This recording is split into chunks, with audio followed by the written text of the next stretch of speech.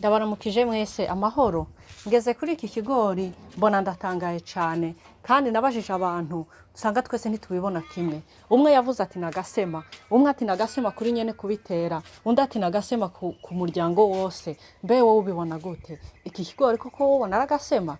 Je siko nabibonye. Je nabonye ko ari imigisha kandi n'imigisha myinshi. Cya gitabo kivuga ngo harura iyo migisha yawe uyiharure yose uko ingana urasanga ari myinshi itangaje. Nanjye nabonye ko iki kigori ari bitangaza gusa. Mbona ko ari imigisha ya nyene umuryango, mbona ko ari imigisha ya bene kubirima. Ehera ibi bigori kimwe, bibiri, bitatu, bine, bitanu, bitandatu, indwi, umunani. Mbega haraho wari bwabona ikigori kimwe kera ibigori 8? Iyi ni imigisha Imana yatanze muri uyu mwaka ku muntu yabirimye no kuri uyu muryango wose ndetse no ku gihugu cose. Ego nukuri naciye mparura iyo migisha, mparura imigisha Imana yaduhaye, sanga ni myinshi yo gutangaza nkuko wa muntu yabivuze ngo imigisha yacu ni myinshi kurusha ibyago twagize.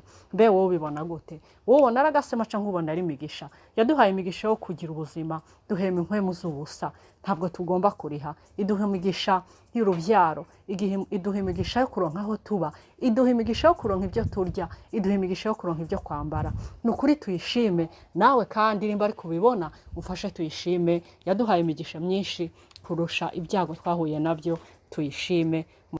Reba niki naco kereye ikigori cacu hejuru ku mutwe. Mbe wari bwabibone? Nimba ko gufasha umeze nkanje, je mbona ko yari umugisha kuko umutwe wacu numwe, ni wa wundi aduhesha ubuzima, ni wa wundi aduha kubaho. Mbega wowe ubibona gute? Kuri jewe n'umugisha, sinzi wowe uko ubibona, ariko je ndabona ko ari imigisha myinshi nkuko umuririmbyi yavuze ati tuharure turasanga imigisha twaronse muri uyu mwaka ariyo myinshi kurusha ibyago. Amaze mufashe tuyishime. Murakoze cyane.